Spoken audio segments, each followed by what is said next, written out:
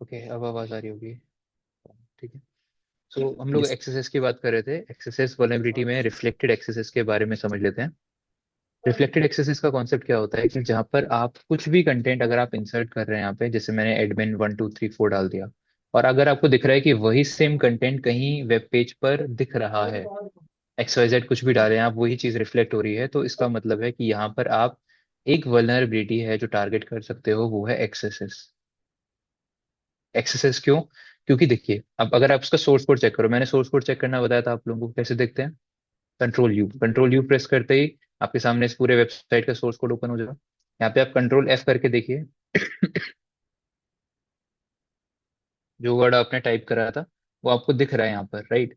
और ये एक PRE टैग के अंदर आपको दिखाई दे रहा है, राइट? अब आप क्या करोगे यहाँ पे, इस पर्टिकुलर जगह पर आप ट्राई करोगे कि हम अपना कोई जावास्क्रिप्ट का मेलिशियस पेलोड इसके अंदर प्रोवाइड कर देंगे। इस कॉन्सेप्ट को समझ लीजिए। जैसे ये वर्ड रिफ्लेक्ट कर रहा है, हो सकता है कि अगर मैं कोई कोड डाल दूं यहाँ पे एक लाइन का, वो कोड भी आपका ब्राउजर एग्जीक्यूट कर दे। आपके ब्राउजर को क्या पता कि कौन सा कोड है और कौन सा कीवर्ड है जो यूजर ने प्रोवाइड करा है, कौन सा ऐसा कोड है जो सर्वर ने उसको दिया है। आपका ब्राउजर को ये चीज नहीं पता कि सर्वर साइड से क्या कोड आया है और क्लाइंट साइड से मुझे क्या उसको रन करना है। वो क्या कर देगा, उसको डायरेक्टली एग्जीक्यूट करेगा, और एग्जीक्यूट करते ही क्या हो जाएगा, रिफ्लेक्शन आपको देखने के लिए मिल जाएगी। तो अब आपको मेलिशियस पेलोड क्या डालना है यहाँ पर, वो समझ लीजिए। तो जावास्क्रिप्ट के बहुत सारे पेलोड्स हैं, जिसमें से एक बहुत बेसिक पेलोड है जो मैं भी आपको बता रहा हूँ। आपको पता है जावास्क्रिप्ट में भी टैग्स यूज होते हैं। आप स्टार्ट करोगे टैग को, दूसरे टैग को क्लोज करोगे, एंड उसके बाद आप बीच में कुछ फंक्शंस प्रोवाइड कर सकते हो, कुछ कमांड्स एग्जीक्यूट कर सकते हो, कुछ कोई इवेंट एग्जीक्यूट कर सकते हो। जैसे यहाँ पर मैं एक इवेंट दे रहा हूँ इसको, अलर्ट। हम लोगों ने एक फंक्शन, एक इवेंट यहाँ पर दिया कि मुझे अलर्ट जनरेट करना है। अलर्ट फंक्शन क्या करता है जावास्क्रिप्ट का? पॉपअप जनरेट करता है। आपने देखा होगा बहुत सारी वेबसाइट्स में आपको पॉपअप देखने के लिए मिलते हैं, राइट? तो ये क्या जनरेट करता है, पॉपअप आपके सामने जनरेट करता है जिससे आपका दिया हुआ मेलिशियस पेलोड एग्जीक्यूट कर रहा है। अगर मेरे को पॉपअप देखने के लिए मिला तो मैं समझ जाऊंगा कि मेरा कहीं ना कहीं अलर्ट फंक्शन एग्जीक्यूट हुआ होगा जो मैंने स्क्रिप्ट के अंदर प्रोवाइड करा है। अब अलर्ट के बीच में आप कुछ नंबर दे सकते हो एज इट इज। अगर नंबर देना है तो आप ऐसे ही लिख दीजिए। अगर आपको कोई अल्फाबेट, कोई स्ट्रिंग लिखनी है तो आप किसके अंदर लिखोगे इसको? डबल कोट्स के अंदर। जैसे मुझे कुछ भी लिखना है, हेलो, कुछ भी, हैकर या कुछ भी आपने लिख दिया, इस तरीके से आप मेंशन कर सकते हो। या फिर जावास्क्रिप्ट की कुछ कमांड्स होती हैं, वो कमांड, जैसे कि अभी आप एक कमांड यूज करोगे आगे जाके जब आप कुकी सीलिंग करोगे, तो जावास्क्रिप्ट का एक कमांड यूज होगा, उस कमांड को बोलते हैं डॉक्यूमेंट डॉट कुकी। याद है मैंने आपको डॉक्यूमेंट डॉट कुकी बताया था? कब बताया था? सेशन हाईजैकिंग के टाइम पे, राइट? मैंने बताया था जावास्क्रिप्ट की एक कमांड है जो आप लोगों ने कंसोल पर एग्जीक्यूट करी थी, जिसने आपको कुकीज का एक्सेस दिया था, जो उस ब्राउजर में, उस वेबसाइट के सेशन में स्टोर थी। तो ये ऐसी कुछ कमांड्स आप एग्जीक्यूट कर सकते हो। समझ आया? तो स्टार्ट करके देखते हैं। एक बेसिक पेलोड हम लोगों ने उठाया यहाँ पर। और ये हम इसलिए ट्राई कर रहे हैं क्योंकि हमने जो कंटेंट दिया था वो रिफ्लेक्ट कर रहा था। अगर रिफ्लेक्ट नहीं करता तो आप उस पैरामीटर में एक्सेस ट्राई करने का कोई मतलब नहीं है। ये चीज ध्यान रखिएगा, ठीक है? सबमिट करिए। और सबमिट करते ही आपको क्या दिखा, एक रिफ्लेक्शन। और रिफ्लेक्शन में वही नंबर है जो मैंने बीच में डाल के डाला, यहाँ पे लिखा था। रिफ्लेक्शन ये होता है पॉपअप। पॉपअप का मतलब कि आपको पता चल गया कि हाँ, मैंने जो नंबर डाला था वही नंबर आपको यहाँ पर देखने के लिए मिल रहा है। इससे ये कंफर्म हुआ है कि आपके ब्राउजर ने कहीं ना कहीं आपके दिए हुए कोड को भी एग्जीक्यूट करा है। आप कंट्रोल U करके दोबारा से चेक करिए, वही जगह पे जहां पर था। अब देखिए, जैसे नॉर्मली टैग्स किस फॉर्म में दिख रहे हैं आपको, ब्लू कलर से टैग दिख रहे हैं। और जो भी इवेंट है, काम है, फंक्शन है, वो आपको व्हाइट से दिख रहे हैं। तो आप यहाँ पे देखिए, उसने उसी कलर में उसको वो कर दिया, मेंशन कर दिया यहाँ पे, क्योंकि आपके ब्राउजर को नहीं पता कि ये कोई मेलिशियस कोड है या क्या है। उसको लगा कि सर्वर ने भेजा है और उसने आपको एग्जीक्यूट करके दिखा दिया। तो ये वल्नरेबिलिटी होती है एक्सेसेस, क्रॉस साइट स्क्रिप्टिंग। और ये वाला जो टाइप है एक्सेसेस का, इसको बोलते हैं रिफ्लेक्टेड एक्सेसेस। क्योंकि यहाँ पर आपको जस्ट एक रिफ्लेक्शन दिखाई दे रही है, ये परसिस्टेंट नहीं होता। परसिस्टेंट मतलब दो तरीके के एक्सेसेस है, एक परसिस्टेंट, नॉन परसिस्टेंट। तो रिफ्लेक्टेड किस कैटेगरी में आता है? Non persistent. नॉन परसिस्टेंट मतलब कि ये फिक्स्ड नहीं है, ये परमानेंटली नहीं हो गया कि मैं अब दोबारा पेज पे जाऊंगा तो यही होगा, ऐसा नहीं। बट स्टोर्ड एक्सेस ऐसा होता है जहां पर ये चीज परमानेंटली हो जाती है, परमानेंटली स्टोर हो जाएगी। कैसे? अब एक एग्जांपल समझिए, जहां पर एक वेबसाइट है, एक ब्लॉगिंग वेबसाइट है या कुछ है, वहां पे यूजर्स कमेंट डाल सकते हैं। आपने भी कमेंट डाल दिया वहां पे। अब कमेंट आपको पता है उस पेज पे दिखेंगे, कोई और यूजर भी अगर उस ब्लॉग को देखने जाएगा तो उस पे भी वो कमेंट दिखेगा। आपने कमेंट डाल दिया किसी एक ब्लॉग पे, पूरा इंटरनेट के जितने भी यूजर्स हैं जब उस पेज पे जाएंगे तो सभी को वो कमेंट दिखेगा। मान के चलो, अब पता है आपको रिफ्लेक्ट हो रहा है कमेंट। मैंने आपको बताया एक्सेस ऐसा वहीं पे ट्राई करोगे जहां पर आपका दिया हुआ कंटेंट कहीं वेब पेज पर दिख रहा हो। आपने हेलो या कुछ लिख दिया, नाइस ब्लॉग ऐसे करके लिख दिया, वो दिख रहा है सभी को। अब आप क्या करोगे, एक और कमेंट सेव करोगे जहां पर आप एक मेलिशियस पेलोड डाल दोगे, और वो सर्वर पे सेव हो जाएगा जाके। अब आपके अलावा कोई और यूजर उस वेब पेज पे जाएगा तो उसको भी वही फंक्शन, उसके भी सिस्टम, उसके भी ब्राउजर पे वही मेलिशियस कोड एग्जीक्यूट होगा। अगर आपने पॉपअप का डाला होगा तो उसको भी पॉपअप देखने के लिए मिलेगा। अगर आपने कुछ और डाला है तो वही फंक्शन आपको परफॉर्म होता हुआ दिखेगा। तो ये होता है जब आप एक्सेस वल्नरेबिलिटी को टारगेट करते हैं, और इस कैटेगरी को बोलते हैं स्टोर्ड एक्सेस, जो कि परसिस्टेंट होता है। परसिस्टेंट मतलब फिक्स्ड होता है कि अब आपने एक बार डाल दिया वो पड़ा रहेगा जब तक सर्वर साइड से कोई उसको रिमूव नहीं करता कमेंट को। तब तक वो कमेंट, या फॉर्म हो सकता है, कोई फॉर्म हो सकता है, कमेंट हो सकता है, साइन करना होता है गेस्ट बुक वगैरह पे, वो हो सकता है। तो ये फंक्शनैलिटीज हैं, उन फंक्शनैलिटीज पे आप स्टोर्ड एक्सेस को टारगेट कर सकते हैं। कॉन्सेप्ट क्लियर हुआ? तो एक बार देखते हैं, जैसे ही मैं स्टोर्ड पे क्लिक करूंगा तो आपको दिखने मिल जाएगा कुछ रिफ्लेक्शन पहले से ही होंगे, क्योंकि मैं बहुत बार इसको ट्राई कर चुका हूँ पहले ही। तो आप देखिए, जितने भी मैंने रिफ्लेक्शन दिखाए होंगे वो सब यहाँ पे एक एक करके दिखेंगे। एक एक लाइन आती जा रही है और एक एक आपको रिफ्लेक्शन दिखता जा रहा है। अब यहाँ पर क्या है, आपके पास दो चीजें हैं, दो पैरामीटर हैं। एक नेम पैरामीटर और एक मैसेज पैरामीटर। पहले आप अपना नाम डालिए, अपना मैसेज डालिए। अब हमें नहीं पता इनमें से कौन सा पैरामीटर वल्नरेबल है। हो सकता है नेम वाला हो सकता है मैसेज वाला हो, कोई भी पैरामीटर वल्नरेबल हो सकता है। तो आप क्या करेंगे उस केस में, आप दोनों पैरामीटर्स को टारगेट करेंगे, राइट। अच्छा, यहाँ पर ना मैंने एक वो डाला हुआ था, कुकी स्टीलिंग का पेलोड डाला हुआ था, तो वो पेलोड भी एग्जीक्यूट करने का ट्राई करेगा यहाँ पे। इससे हो नहीं पाएगा।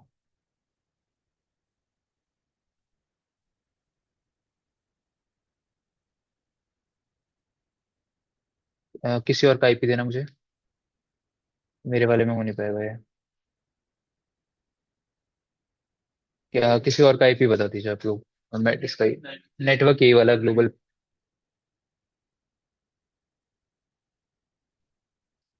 190 में।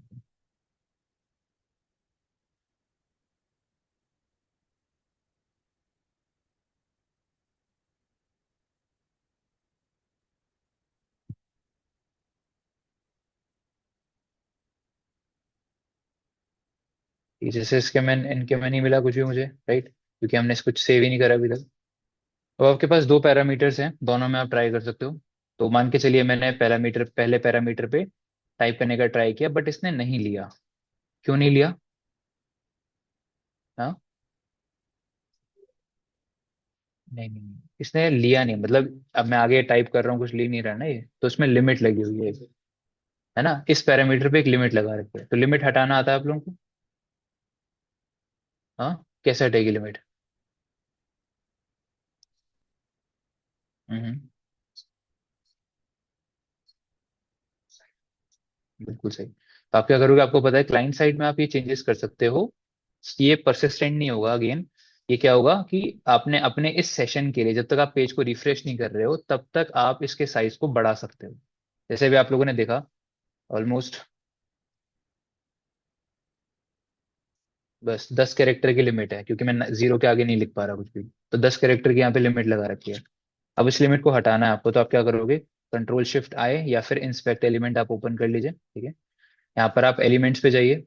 एलिमेंट्स में जाने के बाद आपको एक सिलेक्ट एलिमेंट मिलेगा, इसको क्लिक करिए। ये आपको हर एक कंपोनेंट का, जहां पे भी आप माउस लेके जाओगे उसका कोड दिखा देगा आपको, कि आपको इसका कोड देखना है, इसका कोड देखना है, या फिर इस पैरामीटर, हमें किसका देखना है, इस इनपुट पैरामीटर का, राइट। तो आप जैसे इस पे क्लिक करोगे तो ये एक लाइन हाईलाइट कर देगा जहां पर इस चीज का कोड लिखा होगा। क्योंकि आपको ऐसे इतने बड़े कोड में कैसे पता चलेगा कि इस लाइन का कोड कौन सा है? तो इसलिए आपको ये फंक्शनैलिटी दी गई है कि ये आपको आपको इसका कोड चेक करना है, आप क्लिक कर दो, ये इसका कोड बता देगा। ऊपर वाले का चेक करना है तो आप दोबारा क्लिक करके इस पर क्लिक करिए तो आपको बता देगा ये कोड है, जहाँ पे आपको एक पैरामीटर दिख रहा है, उसका नाम, उस पे नाम क्या लिखा है पैरामीटर का, मैक्स लेंथ, और उस पे वैल्यू क्या सेट है, 10। अब हम लोग अपने इस सेशन के लिए इस वैल्यू को बढ़ा सकते हैं, कम कर सकते हैं, जो भी आपकी मर्जी है। तो आप डबल क्लिक करिए इस पे और कुछ भी बड़ा नंबर दे दीजिए, कोई भी बड़ी लेंथ, कुछ भी जो भी आपका मन करे, और बाहर क्लिक कर दीजिए, ताकि अब इसकी मैक्सिमम लेंथ क्या हो जाएगी, ये तब तक जब तक आप पेज को रिफ्रेश नहीं करते। मतलब अब मैं अगर देना चाहूँ यहाँ पे तो मैं 10 से ज्यादा कैरेक्टर्स यहाँ पे दे सकता हूँ। जो भी मैंने लिमिट लगाई है वो लिमिट को अब यहाँ से हटा दिया गया है, क्योंकि वो लिमिट मैंने बढ़ा दी है। लिमिट अभी भी है बट बढ़ा दी है, बहुत ज्यादा कैरेक्टर्स की मैंने लिमिट कर दी है, तो आप अब टाइप कर सकते हैं। बट जैसे ही हम लोग पेज को रिफ्रेश करेंगे तो ये लिमिट वापस से क्या हो जाएगी, सेम होके 10 हो जाएगी।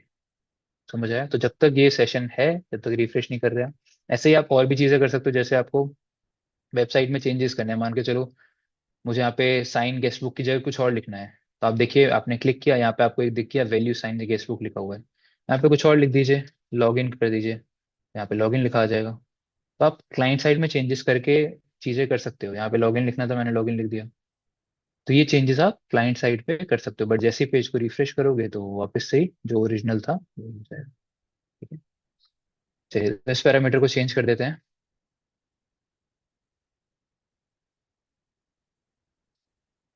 और यहाँ पर आप अब पेलोड अपना प्रोवाइड कर दीजिए, जैसे मैंने ये वाला डाल दिया, स्क्रिप्ट अलर्ट 100। अच्छा, अलर्ट के अलावा और भी चीजें हैं जो आप लिख सकते हो, कन्फर्म लिख सकते हो, कन्फर्म भी वैसे ही कुछ काम करता है जैसे अलर्ट करता है। अलर्ट क्या करेगा, आपको एक ही ऑप्शन देता है सिर्फ ओके का। कन्फर्म, ओके और कैंसिल दोनों बताएगा आपको, ओके भी देगा, और जैसे भी अलर्ट में आपने देखा था सिर्फ ओके का ऑप्शन आ रहा था आपके पास। कन्फर्म आपसे कुछ कन्फर्म करने के लिए होता है कि आप ओके करते हैं या कैंसिल। जैसे आपके पास आता होगा बहुत सारी वेबसाइट्स में, do you want to continue, तो आप ओके करते हैं, अदरवाइज कैंसिल कर सकते हैं। राइट? अब इन चीजों पे कुछ अभी काम नहीं होगा कुछ भी, क्योंकि आपने इसके पीछे कोई इफ एल्स कंडीशन नहीं लगा रखी।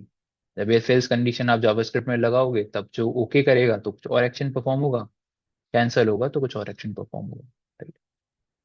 चलिए इस पे कोई लिमिट नहीं होगी, तो इस पे आप टाइप कर दीजिए कोई भी पेलोड, जैसे यही टाइप कर देते हैं, और यहाँ पर आप 101 डाल दीजिए, तो आपको पता चल जाएगा कि अगर अलर्ट में 100 आया तो ऊपर वाला पैरामीटर वल्नरेबल है, 101 आया तो नीचे वाला पैरामीटर वल्नरेबल होगा। ठीक है, तो साइन कर देते हैं इसको। आपको क्या दिखाई दिया, 100। उसके बाद क्या दिखाई दिया, 101।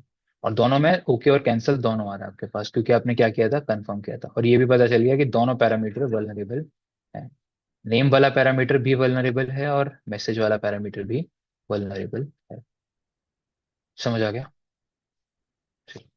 तो ये एक्सेसेस के टाइप्स हैं, stored axes and reflected axes.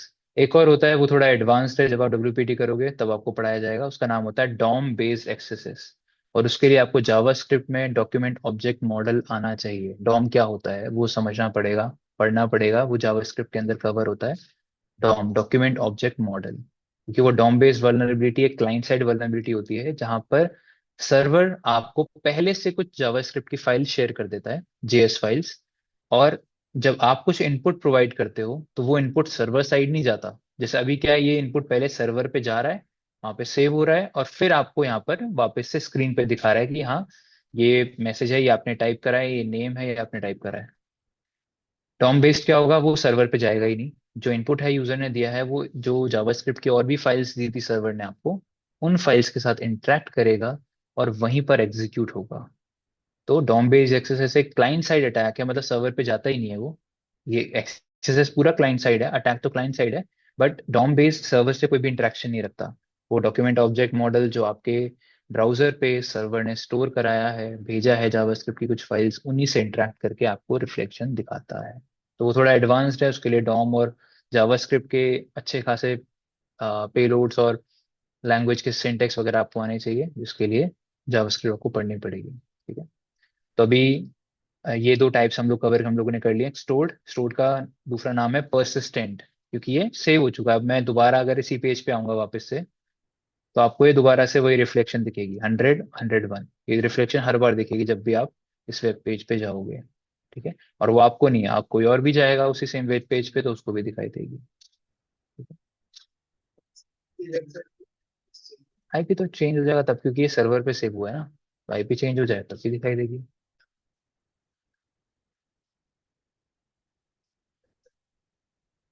नहीं, डोमेन नेम पे भी हो जाएगा, मतलब आईपी डोमेन कुछ भी हो, वेबसाइट है, आप उसको मैं पैरामीटर ढूंढिए, पैरामीटर पे आप टारगेट करिए, हो जाएगा, कोई प्रॉब्लम नहीं आएगी। एक रियल वेबसाइट पे भी एक मिला था मेरे को ये। अ, मैंने सेव करा था इसको, देख लेता हूँ अगर मेरे पास। एक एक मिनट रुकिए बस।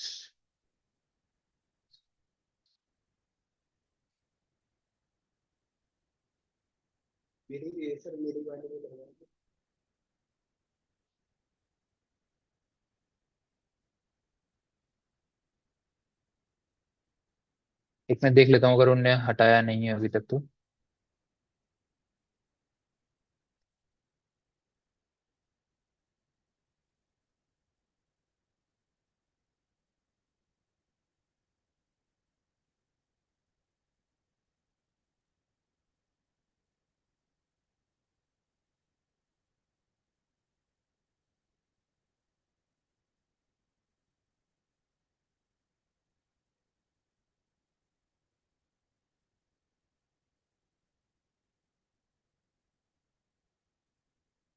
इस पे या तो ये वाला है, इनमें से कोई एक पैरामीटर है वल्नरेबल, देख लेते हैं।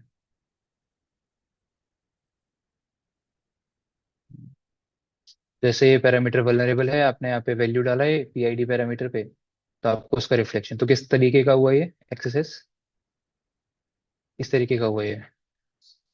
और इस पे एक्सेस की भी वो एसक्यूएल इंजेक्शन भी मिलने के चांसेस है, क्योंकि आपको एसक्यूएल का एक एरर दिखाया जा रहा है। तो एसक्यूएल इंजेक्शन भी यहाँ पे मिल सकता है, वो भी कोई ट्राई कर सकता है। बट हाँ, वैसे आपको एक्सेस कौन सा मिला है यहाँ पे, रिफ्लेक्टेड एक्सेस। पहले चेक करो कि वो रिफ्लेक्ट कर रहा है नहीं कर रहा, उसके बाद उसको फिर उसमें जाके आप इस पैरामीटर में वैल्यू टाइप करके देखो आप।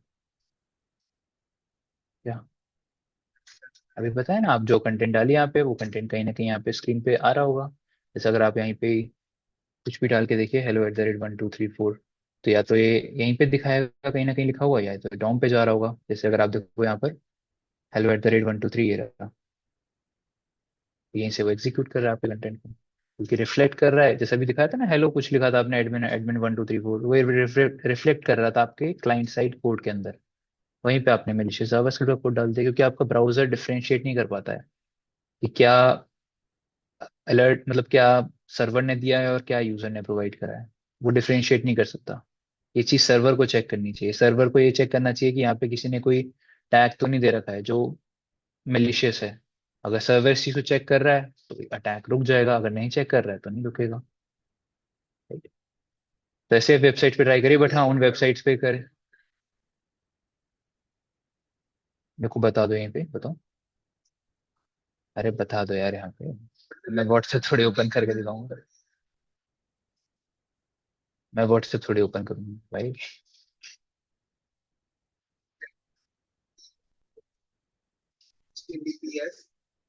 आगे बताओ।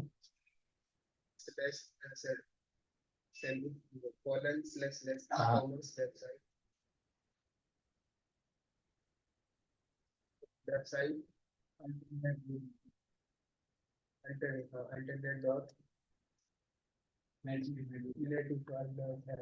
ये क्या है, e-commerce website.com।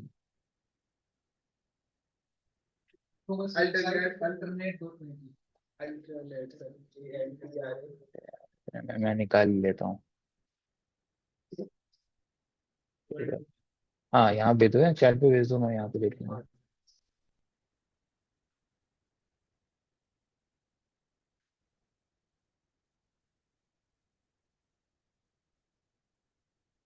अच्छा, इतना बड़ा यूआरएल है।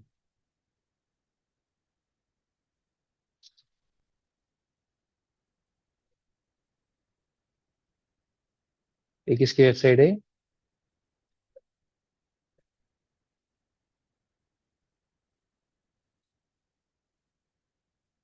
जैसे यहाँ पे अब एक सर्च का बटन है, इसको चेक कर लेते हैं एक बार।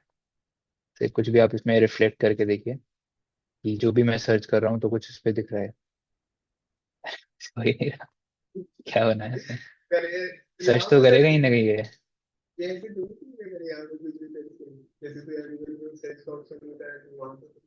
तो ये काम क्यों नहीं कर रहा है सर्च वाला आपका? अब अच्छा क्या डालूं यार?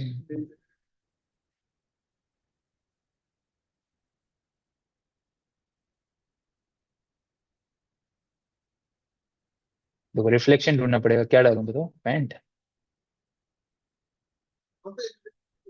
हाँ मतलब आप कुछ डालोगे, वो चीज कहीं ना कहीं सर्वर आपको कोड के अंदर दिखाएगा ना, मतलब इस पूरे जावा वेब पेज के अंदर कहीं ना कहीं वो लिखा हुआ दिखाएगा आपके कोड को। जैसे मैंने सर्च किया, वो दिखाता है ना कि दिस आइटम, नाम आइटम का नाम, और डज नॉट एग्जिस्ट, या कुछ बताएगा कि इसके ये सर्च रिजल्ट है। हाँ, वहां पे भी आप ट्राई करो, सर्च करोगे तो आपको रिफ्लेक्शन दिखेगा। अब आप उसमें कुछ प्रोवाइड, जैसे आपको मैंने अभी पहले, आप परसों वाली क्लास में दिखा नहीं रहा था आपको, एक्सएसएस का एक ट्राई कर रहा था मैंने बताया था कि इस पे एक्सएसएस होने के चांसेस हैं, किसी ने कोई वेबसाइट बताई थी। हाँ कैनवा पे, बट वो क्या कर रहा था, एनकोड कर रहा था, HTML एनकोड। तो मैंने बताया था कि क्योंकि जैसे अगर मान के चलो यही सेम चीज कंट्रोल यू करके अगर ये वेबसाइट एनकोड कर देता है इस चीज को, जो भी हम लोगों ने कोड डाले थे इसमें, ये रहा, जैसे हमने यहाँ पे कोड डाला था, अब इसी को, इसके टैग को एनकोड कर देता है HTML इनकोड। HTML इनकोड क्या करता, ये जो लेस देन वाला सिंबल है इसको एंड LT करके लिख देता, इस वाले को एंड ग्रेटेड GT करके लिख देता। तो ये एनकोड करना होता है ये।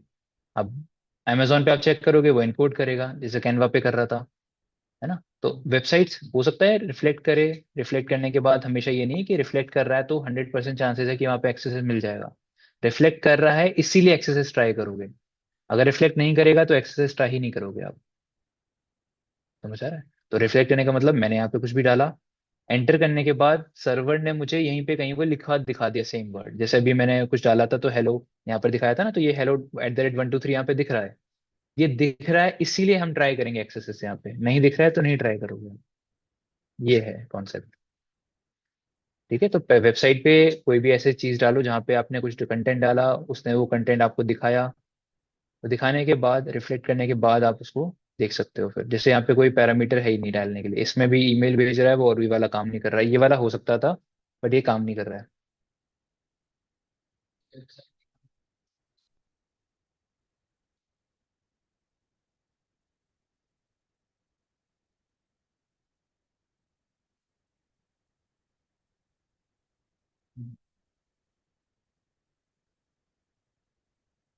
ठीक है, तो एक बार ट्राई करो आप लोग इसको, बट हाँ ऐसे जगह पे एक्सरसाइज ट्राई करना है जहाँ पे कुछ रिफ्लेक्ट कर रहा हो, कुछ जगह हो जहाँ पे आप कुछ टाइप कोई पैरामीटर, यहाँ पे गेट पैरामीटर भी नहीं है ना इसमें कोई भी। गेट पैरामीटर तो होता तो आप उस पर ट्राई करके देख लेते।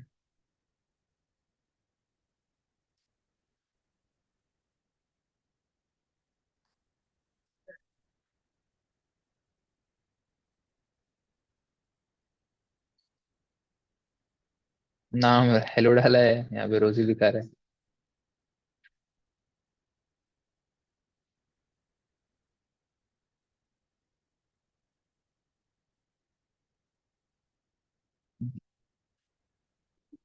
वेबसाइट पहले बना लो ढंग से।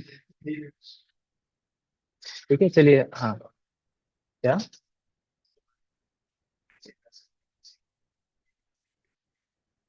ये वो हैक टूल्स आप यूज करो ना। ठीक है, तो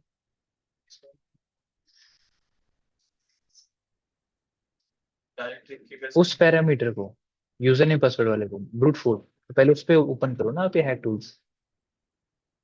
नहीं नहीं, उस पे ओपन करोगे ना यहाँ पे, हाँ इसी ब्राउजर पे ये वाली वेबसाइट ओपन करोगे, फिर उसके बाद आपको बताएगा कि आपको कौन सा पैरामीटर टारगेट करना है। उसमें होगा ब्रूट फोर्स के लिए।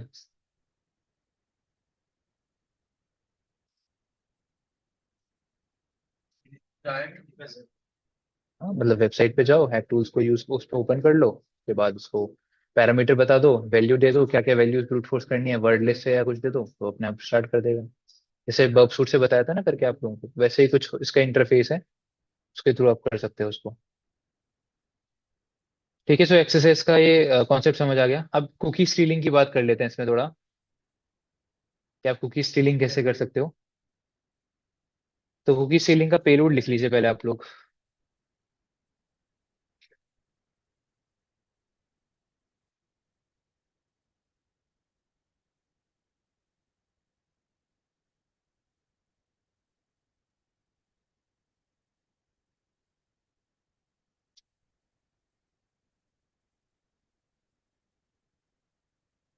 अब यहाँ पर आपको अपने काली का आईपी एड्रेस डालना होगा।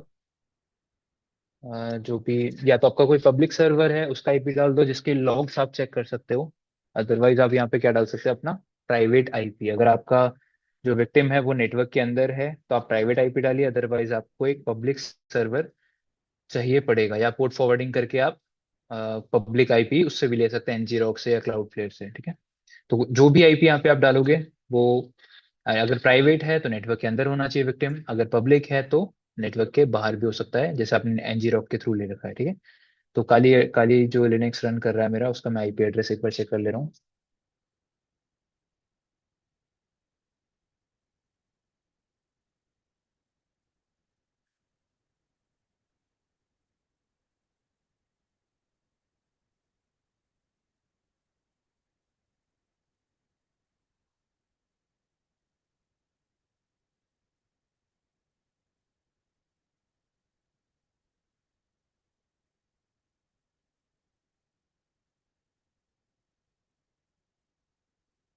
अभी डालूंगा, डाला नहीं है ना तो।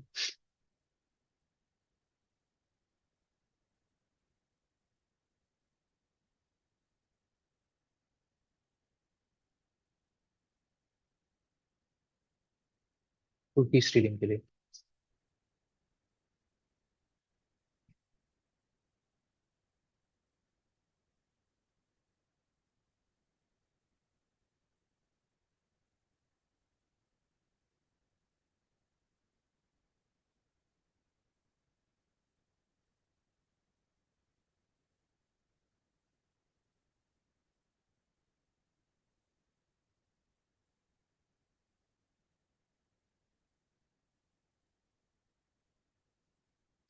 चलिए अब देख लीजिए इस पेलोड को क्या, कैसे आपको समझना है, पहले समझ लीजिए। स्क्रिप्ट को स्टार्ट किया, स्क्रिप्ट को क्लोज किया, बीच में आपने लिखा डॉक्यूमेंट डॉट लोकेशन। ये यूज किया जाता है जब आप कोई यूआरएल प्रोवाइड करते हैं। और यूआरएल हम लोगों ने क्या प्रोवाइड कर रखा है, मेरा काली लिनक्स का आईपी, उस पे किसी पोर्ट पे मैं एक वेब सर्विस स्टार्ट करूंगा, वेब सर्विस, ठीक है, क्योंकि एचटीटीपी प्रोटोकॉल हम लोगों ने यहाँ पे लिख रखा है। तो कौन से पोर्ट पे, कोई भी पोर्ट आप दीजिए, वो आपके ऊपर है, कोई भी पोर्ट नंबर। आपको पाइथन सर्वर चलाना बताया हुआ है मैंने, पाइथन सर्वर आता है ना सभी को चलाना, जिससे अपने फाइल शेयरिंग कर सकते हो। तो हम लोग पाइथन सर्वर किस पे चालू करेंगे, 3000 पे। उसके आगे कुछ भी डालिए, ये आपके ऊपर है, ये कुछ भी डालिए, ये आपके ऊपर है। कुकी नाम से डाल दिया आपने, ये याद, ये रिमेम्बर करने के लिए, याद करने के लिए कि हाँ ये कुकी आया होगा यहाँ पे, क्योंकि किसी ने हमारा पेलोड एग्जीक्यूट करा होगा। यहाँ पर भी आप कुछ भी डाल सकते हैं। ये पेज का नाम हो गया कुकी, सी आपका पैरामीटर का नाम हो गया, और सी के सामने क्या लिखा हुआ मिलेगा आपको, डॉक्यूमेंट डॉट कुकी कमांड का आउटपुट, जो कि उस वेबसाइट की कुकीज को फेच करके आपको दिखा देगा, ठीक है। और लास्ट में आपने स्क्रिप्ट को क्लोज कर दिया। अब ये कमांड, ये एज इट इज, पहले आप पाइथन सर्वर यहाँ पे चला लीजिए। जैसे हम लोगों ने 3000 पोर्ट पे इसको चला लिया, जिस पोर्ट का मैंने वहाँ पे प्रोवाइड किया था। और अब इस एप्लीकेशन पे आप जाइए, आपको रिफ्लेक्टेड पे ट्राई करना है, रिफ्लेक्टेड पे कर लीजिए। स्टोर्ड में मैं इसलिए नहीं कर रहा क्योंकि फिर अगेन जैसे पुराने वाले में मैं भी नहीं कर पा रहा ना काम दोबारा से, ये कुकीज यहाँ पे आपको प्रिंट कर रहा है। इसीलिए मैं यहाँ पे रिफ्लेक्टेड पे करके दिखा रहा हूँ आपको। तो जैसे आप इसको पेस्ट करोगे इस पूरे पेलोड को, कंप्लीट पेलोड जो आपने भी कॉपी कर रखा था, जहाँ पे आईपी एड्रेस है सब कुछ है, जैसे आप सब करेंगे, सबमिट करते ही ये वैल्यू कहाँ पे चली जाएगी आपके पास, काली पे। काली पे आपको क्या मिल जाएगा, उस वेबसाइट का कुकी, यहाँ से लेकर यहाँ तक अलग अलग कुकीज है। पहले कुकी के पैरामीटर का नाम क्या है, सिक्योरिटी, उसका वैल्यू क्या है, लो। सेकंड कुकी का नाम है ये %20 क्या होता है, स्पेस। %20 क्या होता है, यूआरएल एनकोडिंग में स्पेस होता है, ठीक है। फिर आपने प्रोवाइड, फिर सेकंड कुकी का नाम है PHPSESSID, उसका वैल्यू क्या है, यहाँ से लेकर यहाँ तक। फिर सेमीकोलन, मैंने बताया था सेमीकोलन से आप कुकीज को सेपरेट करते हैं। फिर अगला %20 स्पेस, फिर अगला है ए कॉप जो भी करके है इसका वैल्यू। फिर उसके बाद अगली कुकीज, और यही चीज आपको यहाँ पर भी मिलेगी, अगर आप वेबसाइट पे जाके भी चेक करोगे तो यही कुकीज आपको मिलेगी वेबसाइट पे। कंट्रोल, मैंने बताया था कैसे करना है, कंट्रोल शिफ्ट आई करके चेक कर लीजिए। कंसोल पे जाके टाइप कर लीजिए, या तो एप्लीकेशन पे जाइए, कुकीज पे देखिए, तो यही कुकीज आपको यहाँ पर देखने के लिए मिलेंगी, है ना। तो वही चीज आपको वहां पे मिल गई है, यही सेम कुकीज, उनके नाम, उनके वैल्यूज, वही चीज आपको यहाँ पर भी, काली पर भी मिली है। तो ये जो पेलोड है वो कुकी स्टीलिंग, और भी पेलोड्स होते हैं बहुत सारे आपको, ये तो गेट रिक्वेस्ट है, वैसे पोस्ट रिक्वेस्ट में भी हो सकता है, डिपेंड करता है कि आप उसको कहाँ पर प्रोवाइड कर रहे हैं। नॉर्मली गेट रिक्वेस्ट वाला आप रिफ्लेक्टेड जो पैरामीटर होता है वहां पे प्रोवाइड कर सकते हो, तो इसलिए ज्यादातर यही वन लाइन का सिंगल सिंपल सा पेलोड यूज किया जाता है। यहाँ पर आप अपना पब्लिक सर्वर का आईपी डाल सकते हो, और अदरवाइज प्राइवेट है तो प्राइवेट सर्वर नेटवर्क के अंदर है, पोर्ट नंबर के साथ आप डाल सकते हो। अगर 80 पोर्ट पे है तो डालने की जरूरत नहीं है ना, अगर 80 पोर्ट पे रन कर रहा है तो डालने की जरूरत यहाँ पे नहीं है। अगर कोई नॉन स्टैंडर्ड पोर्ट पे रन कर रहा है तो आपको वो पोर्ट नंबर डालना है, पैरामीटर का नाम और बाकी चीजें आप डाल के इसको रन कर सकते हैं। समझ आया? फिर इसको इम्पोर्ट करना ब्राउज़र में, जो आपने आगे दिया है ना, इसको इम्पोर्ट करना नहीं है सर, आपने बताया था। लेकिन एक तो वो बताया था जो सिंगल कुकीज को इनपुट कर दे, हाँ हाँ, सेकंड बताया था वो जेसन फॉर्म में वो डायरेक्ट कॉपी करके पेस्ट कर देते हैं। ठीक अब है। जो काली में ये आया इसको इनपुट करेंगे, इंपोर्ट करेंगे तो आपको ये बट सिंगल सिंगल करके करना पड़ेगा क्योंकि जिसोन फॉर्म में नहीं है ये, आपके पास वो तो पैरामीटर। हाँ, फिर तो इसको आपको इसको एक एक करके डालना पड़ेगा ना, बताया हुआ है। जैसे आपको यहाँ पे डालना होता तो मैं ऐड पे जाता, अगर ऐड नहीं है यहाँ पे, जैसे उस पे मोजिला फायरफॉक्स में आपको प्लस का सिंबल मिलता है यहाँ पे, तो आप ऐड कर दो एक कुकी। यहाँ नहीं है तो आप यहाँ पे नया लाइन क्लिक करो, पहले कुकी का नाम डालो, उसका वैल्यू डालो, दूसरे कुकी का नाम डालो, उसका वैल्यू, चार ही है फिर इसके कुकीज। ये ऑटोमेटिकली फिल कर देगा ये आपको फिल करने की जरूरत नहीं है, ऑटोमेटिकली फिल कर देगा ये। तो आपको बस दो चीजें टाइप करनी है, आपको कुकी का नाम और उसका वैल्यू, बस दो चीज आपको टाइप करनी है, बाकी चीजें वो ऑटोमेटिकली ले लेगा। अगर आपके पास वो जेसन फॉर्म में नहीं है तो फिर आप उसके थ्रू इंपोर्ट नहीं कर सकते उसको, जो एडिट दिस कुकी और कुकी एडिटर बताया था। आप एक ही कुकी का नाम उठाइए यहाँ पे और उसको पेस्ट करते जाइए, और कुकीज को सेपरेट यहाँ पे करा हुआ है सेमी कोलन से, ताकि आपको पता रहे कि पहली कुकी कब एंड हो गई है, सेकंड कुकी कहाँ से स्टार्ट हो रही है। %20 याद रखिएगा, वो स्पेस है, बाकी सारी चीजें एज इट इज लिखी हुई है। समझ आ रहा है? सर एक चीज और सर, ये रियल वेबसाइट है, इन पर रिफ्लेक्शन देखने को कैसे मिलता है? सर मुझे समझ में नहीं आता आप ये सर्च करो तो रियल। आपको दिख रहा होगा ना ऊपर, आपने जो भी चीज सर्च करी है वो बता रहा होगा, सर्च सर्च रिजल्ट्स फॉर।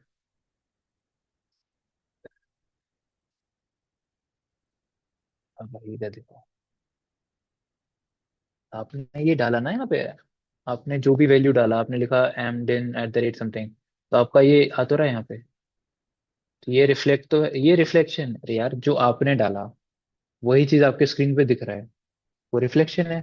आप यहाँ पे मतलब इसके लिए XYZ 1 2 3 डाल, एक्सेस। मैं कह रहा हूँ रिफ्लेक्शन है, तो एक्सेस ट्राई करो। अभी एक्सेस ट्राई का किया, अभी और हमने ये देखा कि रिफ्लेक्ट कर रहा है या नहीं कर रहा है। आप यहाँ पे कुछ भी डालो XYZ, वो चीज अगर वेब पेज पे कहीं पर भी दिख रही है, मतलब रिफ्लेक्शन है। आप नाम ट्राई डाले कर सकते हो, आप हाँ प्रोडक्ट का नाम डालोगे तब भी आएगा रिफ्लेक्शन तो। हाँ वो प्रोडक्ट आ जाएगा सामने, बट हमें एक्सएसएस ट्राई करना है ना। देखो एक्सएसएस के लिए सिंपल सा बात है, आपको अपने को सर्वर साइड, मतलब सर्वर ने आपको जो जावास्क्रिप्ट का ये HTML का डॉक्यूमेंट दिया है, इस डॉक्यूमेंट के अंदर आपको एक ऐसा पैरामीटर ढूंढना है जो जावास्क्रिप्ट के कोड को ले सके। वो तभी ले पाएगा ना जब ऐसे कुछ रिफ्लेक्शन दिखेगा आपको। आपने यहाँ पे कुछ भी कंटेंट डाल दिया, वो रिफ्लेक्ट हो रहा है, तो जावास्क्रिप्ट का भी पेलोड आप यहाँ पे ट्राई कर सकते हो सकता है कि वो भी रिफ्लेक्ट कर जाए। तो ये और चीज इसकी तब ट्राई आईपी करोगे बस, आप। हाँ, अमेजन की आईपी बस डाल दूंगा मैं वहाँ पे, आईपी का, आईपी या क्यों फिर डोमेन। चाहिए? डोमेन तो है ही, कहीं कुछ नहीं डालना आपको, आपको बस जावास्क्रिप्ट का जो पेलोड बताया था उसमें डोमेन कहाँ डाल रखा है मैंने, इस इन पेलोड्स में कहाँ डोमेन डाल रखा है मैंने। सर उसको कैसे पता चलेगा कि मैं कहाँ से ट्राई कर रहा हूँ? किसको? एनवीडी को वो था, किसको? एनवी क्या था एनवीडी, ये था ना सर वो, जहाँ पे हम ट्राई कर रहे थे। हाँ सर,